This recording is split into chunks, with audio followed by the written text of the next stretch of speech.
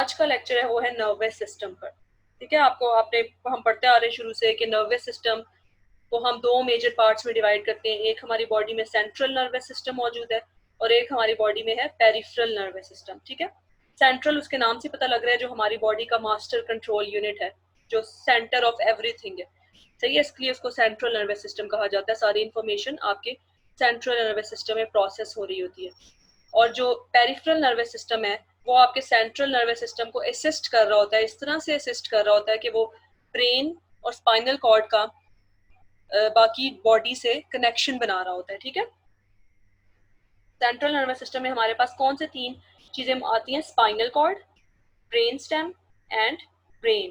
तो ये brain stem वैसे ब्रेन का ही हिस्सा होता है। तो मेजर आप कह सकते हैं कि स्पाइनल कॉर्ड और ब्रेन जो है वो बेसिकली मिलके क्या बनाते हैं? Central nervous system. और इसको बॉडीज मास्टर कंट्रोल यूनिट कहते हैं, क्योंकि सारी जो इंफॉर्मेशन है, जो ऑर्डर्स पास किए जाते हैं towards different organs of body, वो सेंट्रल नर्वस सिस्टम ही पास करता है। और पेरिफेरल नर्वस सिस्टम उसको असिस्ट कर रहा होता है कि वो जो सेंट्रल नर्वस सिस्टम का मैसेज है वो पूरी बॉडी के ऑर्गन्स तक पहुंचा रहा होता है। ठीक है, ये लिखा है ना, the body is link to the outside world.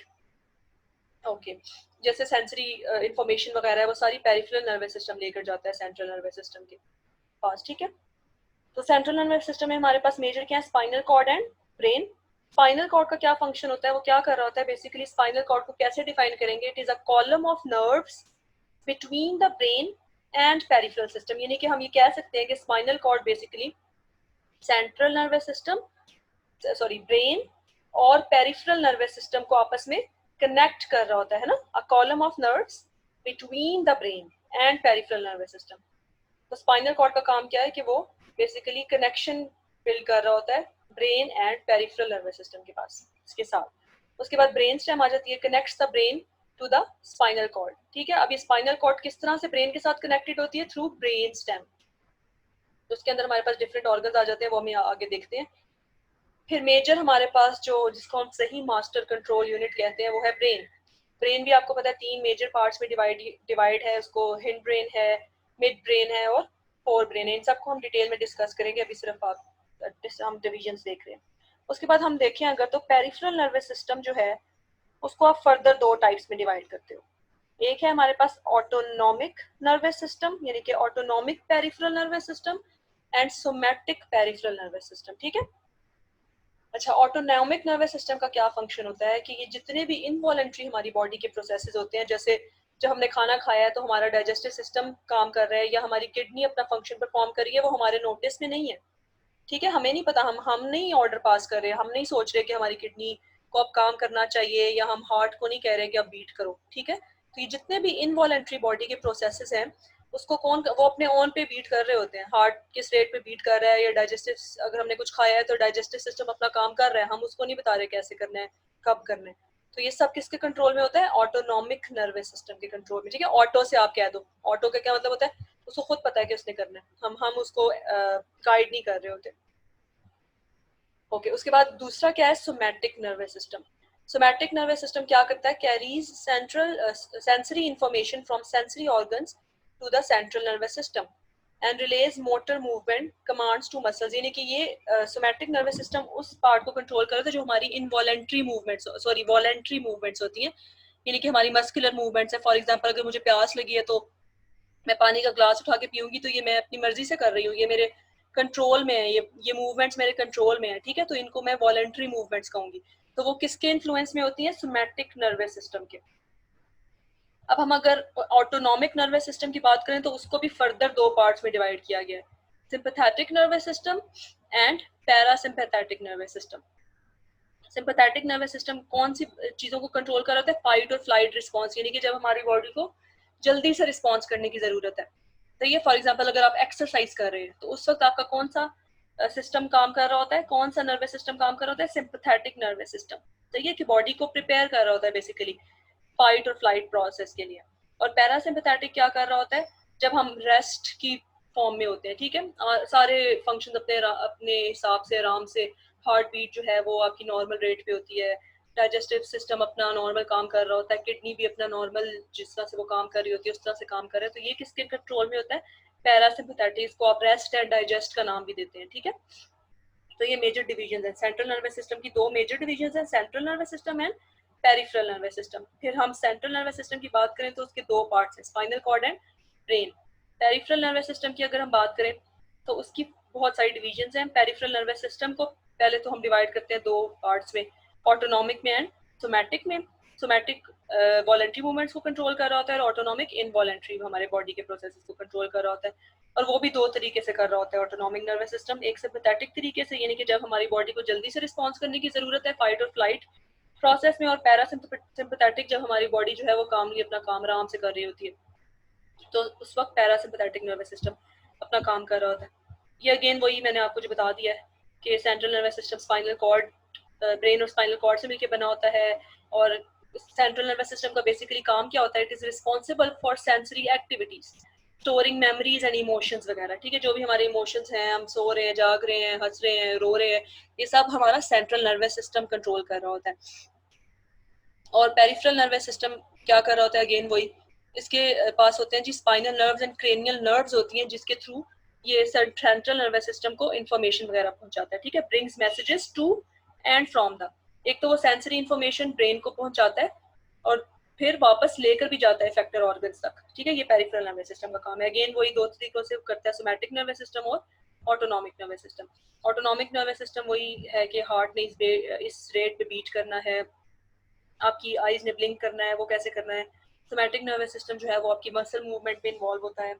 फिर उसके बाद ऑटोनॉमिक फर्दर वही सिंपैथेटिक और पैरासिम्पैथेटिक में है, it is responsible for fight और flight response and it is responsible for rest relax actions. ठीक है, जब आपकी बॉडी बिल्कुल काम स्टेट में होती है तो उस वक्त आपका जो नर्वस सिस्टम स्विच ऑन होता है वो कौन सा है, पैरासिम्पैथेटिक नर्वस सिस्टम। ये अगेन एक डायग्राम है जिसमें आपको ये बताया गया है कि ये जितना भी आपको येलो में पार्ट नजर आ रहा है ये सारा पेरिफेरल नर्वस सिस्टम है। देखो पूरी बॉडी में आपका पेरिफेरल नर्वस सिस्टम की नर्व्स का एक जाल बिछा हुआ है, ये सारा पेरिफेरल नर्वस सिस्टम है। ठीक है, और ये जो आपको पर्पल में नजर आ रहा है यहाँ तक, और ये ब्रेन, ये किसका पार्ट है, सेंट्रल नर्वस सिस्टम का। ठीक है, अच्छा ये चीज यहाँ पे आप नोटिस कर लें कि ये देखो, ये आपका जो वर्टिबल कॉलम है ये यहाँ तक जाता है, लेकिन आपका स्पाइनल कॉर्ड एंड तक नहीं जाता। ठीक है, स्पाइनल कॉर्ड जो है वो यहाँ रिब्स के पास खत्म हो जाता है। ये भी हमने ऑलरेडी डिस्कस कर लिया है कि what does the peripheral nervous system do. क्या सबसे इंपॉर्टेंट उसका फंक्शन है कि it is basically connects the central nervous system to the organs, limbs and skin. किस तरह से कनेक्ट करता है, जो सेंसरी इंफॉर्मेशन है किडनी से, फॉर एग्जांपल अगर किडनी में रीअब्जॉर्प्शन, किसी चीज़ की रीअब्जॉर्प्शन करने की ज़रूरत है, ज़्यादा रीअब्जॉर्प्शन करने की ज़रूरत है, तो वो सेंसरी इंफॉर्मेशन लेकर जाएगा ब्रेन के पास। ठीक है, और ब्रेन फाइनली फिर उसको ऑर्डर्स पास करेगा और वो अगेन वापस किडनी के पास इंफॉर्मेशन लेकर आएगा। तो इस तरह से वो कनेक्ट कर रहा होता है सेंट्रल नर्वस सिस्टम को दूसरे ऑर्गन्स और स्किन वगैरह के साथ, लिम्स वगैरह के साथ। दूसरा उसका क्या फंक्शन है, यही मैंने अभी बात बता दी आपको, carries sensory and motor information. ठीक है, सेंसरी आपको पता है कौन सी, जो सेंस ऑर्गन से, यानी कि जो रिसेप्टर्स होते हैं हमारी स्किन के अंदर या हमारे डिफरेंट ऑर्गन्स के अंदर, वहां से इंफॉर्मेशन पहले लेकर जाता है ब्रेन के पास और फिर वापस ऑर्डर्स लेकर आता है सेंट्रल नर्वस सिस्टम से। Allows the brain and spinal cord to receive and send information to other areas of the body. ये भी अगेन वही रिपीट हो रही है बात। Regulates involuntary body functions like heart beat and breathing वगैरह। ठीक है, ये सब पेरिफेरल नर्वस सिस्टम कंट्रोल कर रहा होता है। ये अगेन वही सेंट्रल नर्वस सिस्टम के ब्रेन के पार्ट्स बताए हुए हैं, ये इसको हम आगे फर्दर डिस्कस करते हैं।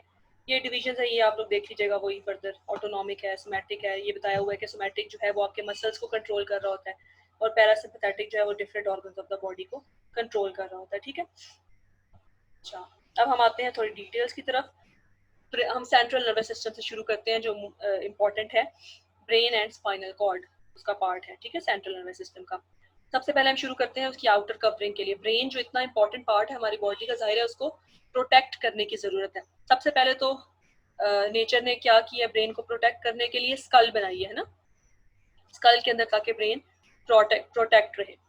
स्कल के बाद हमारे पास डिफरेंट लेयर्स हैं, 3 लेयर्स हैं जिनमें ब्रेन और स्पाइनल कॉर्ड जो है वो पैक्ड होते हैं, आप समझ लो। उन लेयर्स को नाम दिया जाता है मेनिंजेस का। ठीक है, CNS is covered by a series of membranes called the meninges which protect the brain and basically ये जो meninges होती है, 3 meninges होती है।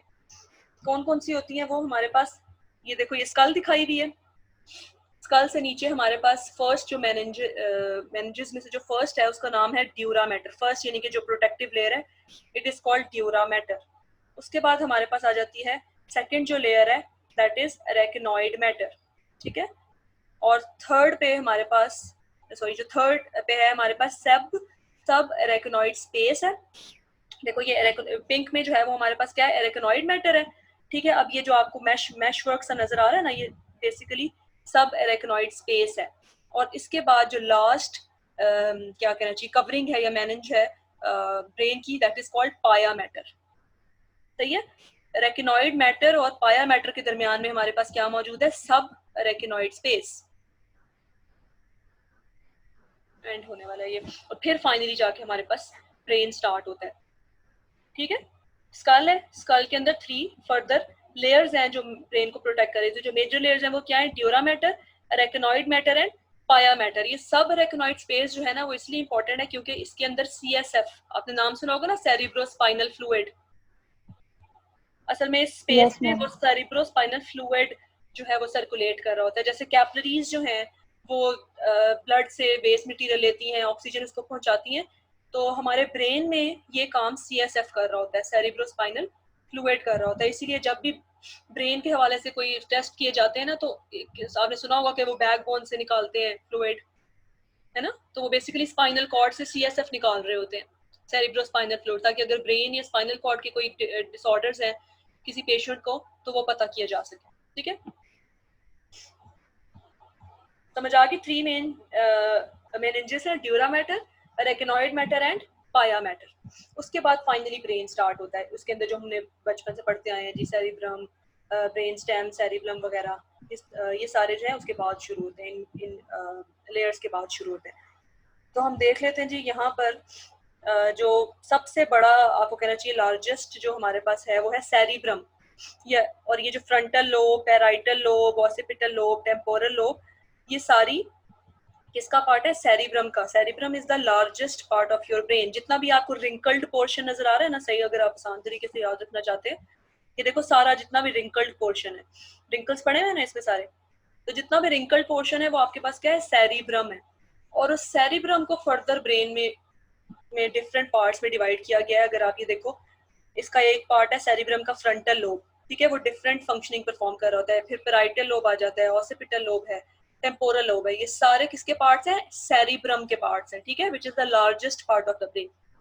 अब अगर हम फ्रंटल लोब की बात करें, तो फ्रंटल लोब बेसिकली आपके ब्रेन में क्या काम कर रहा होता है, प्रॉब्लम सॉल्विंग, ठीक है। जैसे आप लोग जब पेपर सॉल्व कर रहे होते हैं तो उस वक्त आपका कौन सा part of the brain work कर रहा होता है, आपका फ्रंटल लोब कर रहा होता है, ठीक है।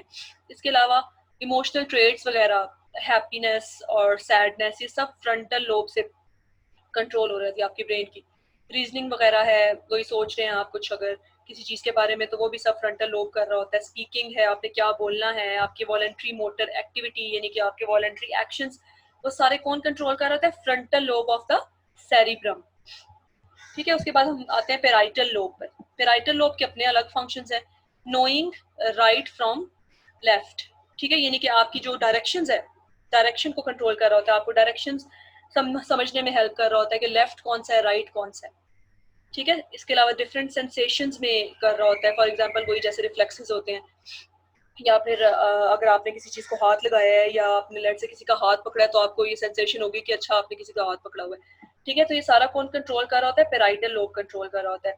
जब आप पढ़ रहे हैं, अभी जैसे अगर हम पढ़ रहे हैं, मैं बोल रही हूँ, आप लोग पढ़ रहे हैं, अगर मैं बोल रही हूँ तो मेरा फ्रंटल लोब काम कर रहा है, ठीक है। आप लोग पढ़ रहे हैं स्लाइड्स, तो आपका पेराइटल लोब इस वक्त काम कर रहा है। इसके अलावा बॉडी की ओरिएंटेशन वगैरह, वो ये अगेन आपका के डायरेक्शन आपको बता रहा होता है कि आप किस कैसे खड़े हैं, आपका पोस्चर क्या है, सही है। ये सब पेराइटल लोब कंट्रोल कर रहा होता है सेरिब्रम का। उसके बाद टेम्पोरल लोब की बात आ जाती है।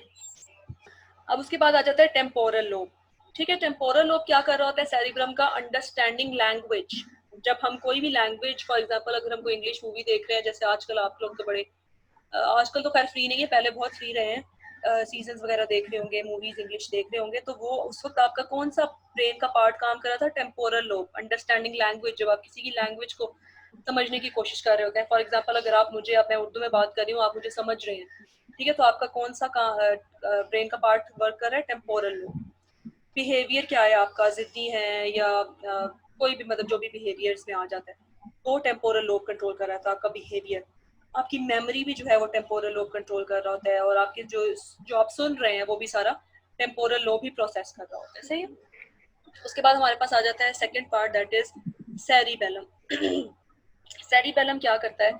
आपकी बॉडी के बैलेंस को मेंटेन करता है। सही है। जब आप चल रहे हैं या भाग रहे हैं या साइकिल चला रहे हैं, जो भी कर रहे हैं, वो आपकी बॉडी को बैलेंस करने में हेल्प करता है। Coordination and control of voluntary movements, यानी कि जो वॉलंटरी मूवमेंट्स हैं उनको कौन कंट्रोल कर रहा होता है? सेरिब्लम के अंडर कंट्रोल होती है वो वॉलंटरी मूवमेंट्स। ठीक है। उसके बाद फाइन मसल कंट्रोल, ये सेरिब्लम जो है वो बेसिकली आपके मसल कंट्रोल के साथ लिंक करता है। उसके बाद ये देखो, ये ब्रेन स्टेम आ जाती है हमारे पास। ब्रेन स्टेम जो है उसके अंदर हमारे पास ब्रेन स्टेम कौन कौन सी चीजों को कंट्रोल कर रहा है? ब्रीदिंग को कंट्रोल कर रहा है, आपके बॉडी के टेम्परेचर को मेंटेन कर रहा है। फॉर एग्जांपल, अगर आपके बॉडी का टेम्परेचर चेंज हो रहा है तो कहाँ इंफॉर्मेशन जाएगी? ब्रेन स्टेम के पास इंफॉर्मेशन जाएगी, और ब्रेन स्टेम बेसिकली इसको प्रोसेस कर कर वापस ऑर्गन्स को कहेगा कि बॉडी टेम्परेचर जो है वो नॉर्मल लेवल पर लेकर आए। ठीक है। डाइजेशन कंट्रोल कर रहा होता है, अलर्टनेस को, स्लीप के पैटर्न को कंट्रोल कर रहा होता है, स्वेलविंग को, आप खाना खा रहे हैं तो उसको कंट्रोल कर रहा होता है। सही है। तो ये पूरे ब्रेन, ऐसा नहीं है कि आपका सारा ब्रेन एक चीज पे काम कर रहा होता है, हर पार्ट के डिफरेंट फंक्शंस हैं। ठीक है। आप किस सिचुएशन में उसके हिसाब से आपका ब्रेन के पार्ट्स काम कर रहे होते हैं। क्लियर हुआ बेटा ये बात? के ब्रेन के हमारे पास मेजर जो डिविजन है वो क्या है हमारे पास? Cerebrum, cerebellum and brain stem. ठीक है। उसके बाद सेरिब्रम के डिफरेंट लोब्स हैं, 4 लोब्स हैं हमारे पास। फिर उसके बाद हमारे पास सेरिब्रम स्टार्ट हो जाता है, और फिर फाइनली ब्रेन स्टेम वो अपने फंक्शंस परफॉर्म कर रहा होता है। ये मैंने आपको सारी कहानी बता दी है जो इसमें लिखी हुई है, ये मैंने आपको सारी कहानी बता दी है जी। अच्छा, एक ये चीज इंपॉर्टेंट है, डाइनसेफेलॉन। डाइनसेफेलॉन जो है वो क्या करती है बेसिकली? ये सेंड करती है इंफॉर्मेशन सेरिब्रम थ्रू द डाइसेफेलॉन। ठीक है। अब इसके अंदर क्यों इंपॉर्टेंट है डाइनसेफेलॉन? क्योंकि इसके अंदर हमारे पास मौजूद है थैलेमस एंड हाइपोथैलेमस, और आपको मैं बता चुकी हूँ कल कि हाइपोथैलेमस हमारी बॉडी के लिए क्यों इंपॉर्टेंट है। क्योंकि वो जितनी भी हमारी बॉडी का होम्योस्टेसिस है उसको रेगुलेट कर रहा होता है, हमारे ऑटोनॉमिक नर्वस सिस्टम को सुपरवाइज कर रहा होता है। ऑटोनॉमिक नर्वस सिस्टम को किस तरह से सुपरवाइज कर रहा होता है बेटा? जैसे अगर ब्लड प्रेशर बढ़ गया है, ठीक है, तो वो इंफॉर्मेशन कहाँ जाके प्रोसेस होती है? हाइपोथैलेमस ही जा बाकी उनको हॉर्मोन्स के थ्रू या ब्लड प्रेशर को कंट्रोल कर रहा होता है ना। ठीक है। कल हमने डिस्कस किया था ना, हॉर्मोन्स के थ्रू कंट्रोल कर रहा होता है। तो ये सारा फिर ऑटोनॉमिक नर्वस सिस्टम और आपके एंडोक्राइन सिस्टम को हाइपोथैलेमस कंट्रोल कर रहा होता है। उसके बाद ब्रेन स्टेम की अगर हम बात करें तो ब्रेन स्टेम में हमारे पास 3 चीजें आती हैं। पॉन्स, इसमें आपको क्लियर होगा, नहीं ये तो थैलेमस है, ये ठीक है। ये आपका मिड ब्रेन है, ये जो छोटा सा ब्रेन है ना ये आपका मिड ब्रेन है। यहाँ पर जिसके अंदर अभी हमने देखा था यहाँ पे, ये सेरिब्रम बेसिकली, सेरिबेलम, सेरिबेलम जो है उसको आप मिड ब्रेन कह रहे होते हैं। अब ये जो स्टेम है आपकी पॉन्स एंड मेड्यूला, इसके अंदर ये स्टेम के अंदर आ जाता है, आपके ब्रेन स्टेम के अंदर। फिर ये सेरिब्लम है, इस लिटिल ब्रेन भी कहा जाता है सेरिब्लम को। ठीक है। ये सारी स्टोरीज मैंने आपको बता दी है। ओके। उसके बाद है आपके पास spinal cord, central nervous system का second part, spinal cord. Posterior regions are responsible for sensory functions. ठीक है। And the anterior regions are associated with motor functions. Posterior regions and interior regions हम क्यों कह रहे हैं? क्योंकि spinal cord का एक स्ट्रक्चर है, अगर आपको याद हो, हम इससे डायग्राम से समझते हैं। एक मिनट देखो, अब ये हमारे पास स्पाइनल कॉर्ड है, सही है। तो ये जो लाइट सा पोर्शन आपको नजर आ रहा है इसके अंदर, ये light portion, this is called grey matter. ठीक है। और इस ग्रे मैटर का एक पोस्टीरियर पार्ट है और एक एंटीरियर पार्ट है। ठीक है। इसी तरह से आपके पास ये जो ये है रिंकल्ड सा पोर्शन है, that is called white matter. White matter का भी पोस्टीरियर पार्ट है और एंटीरियर पार्ट है। ठीक है। तो वो यही बता रहे हैं आपको यहाँ पे, अभी जब मैंने आपको बताया कि पोस्टीरियर वाला पार्ट जो है वो क्या कंट्रोल कर रहा होता है? Posterior regions are responsible for sensory functions, यानी कि जो सेंसरी इंफॉर्मेशन है वो ब्रेन तक पहुंचा रहा होता है। ठीक है। यानी कि ये जो पोस्टीरियर रीजन्स है वो बेसिकली ब्रेन तक इंफॉर्मेशन ले जाने का काम करते हैं, और जो इंटीरियर रीजन्स है वो ब्रेन से इंफॉर्मेशन वापस ऑर्गन्स तक लेकर या अफेक्टर्स तक लेकर जाने का काम करते हैं। ठीक है। The length of the spinal cord is divided into regions that correspond to the regions of vertebral column. ठीक है। मैंने आपको ये दिखाया था ना, पहले भी दिखाया था, ये देखो ये सारा वर्टिबल कॉलम, ये स्पाइनल कॉर्ड, ये ब्लैक जहां तक आपको नजर आ रहा है ये आपका स्पाइनल कॉर्ड है, यहाँ तक रन कर रहा है।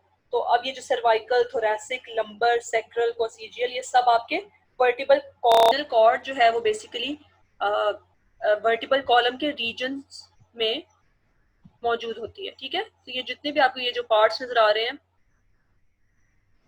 सर्वाइकल है, थोरैसिक है, सॉरी सर्वाइकल है, थोरैसिक है, लंबर है, सैक्रल है, कोसिजियल, ये बेसिकली वर्टिबल कॉलम के पार्ट्स हैं। और देखो आप स्पाइनल कॉर्ड जो है वो तकरीबन लंबर के थर्ड थर्ड तो नहीं कहना चाहिए, सेकंड, लंबर के सेकंड पोर्शन तक वर्टिबल कॉलम का जो लंबर पोर्शन है वहां तक सिर्फ एक्सटेंडेड है। ठीक है, तो उसके हिसाब से इसके अंदर नर्व्स भी मौजूद है स्पाइनल कॉर्ड के अंदर, इस वर्टिबल कॉलम के हिसाब से। The name of the spinal cord region corresponds to the level, ठीक है, स्पाइनल कॉर्ड का जो भी रीजन है it corresponds to the level at which spinal nerves pass through the intervertebral foramina. ठीक है, यानी कि जो भी वर्टिबल कॉलम का उसका पार्ट होगा, जो भी है, क्रेनियल है, थोरैसिक है, उसके हिसाब से स्पाइनल कॉर्ड के भी नाम होंगे, स्पाइनल की नर्व्स के नाम होंगे। ठीक है, immediately adjacent to the brain stem is the cervical region. वही जो आपको मैंने भी सारा दिखाया है कि जैसे ही ब्रेन स्टेम, ये वाली ब्रेन स्टेम खत्म होगी तो कौन सा रीजन स्टार्ट हो जाता है, सर्वाइकल स्टार्ट हो जाता है, सर्वाइकल खत्म होता है तो थोरैसिक रीजन स्टार्ट हो जाता है, थोरैसिक खत्म होता है तो लंबर रीजन स्टार्ट हो जाता है। ठीक है, हमारी स्पाइनल कॉर्ड जो है वो लंबर रीजन तक है, बाकी सैक्रल और कोसिजियल रीजन जो है वो स्पाइनल कॉर्ड में नहीं आते, ये बस हमारे वर्टिबल कॉलम का पार्ट होते हैं। ये जो आपका ग्रे मैटर है ना, ये हॉर्न्स की तरह लग रहा है ना, देखो इसका पोस्टीरियर जो है और ये इंटीरियर जो है वो हॉर्न्स की तरह लगता है, इसीलिए इसको ग्रे हॉर्न और व्हाइट हॉर्न का नाम दिया जाता है। तो ये ग्रे हॉर्न्स क्या कर रहे होते हैं, is subdivided into regions that are referred to as horns.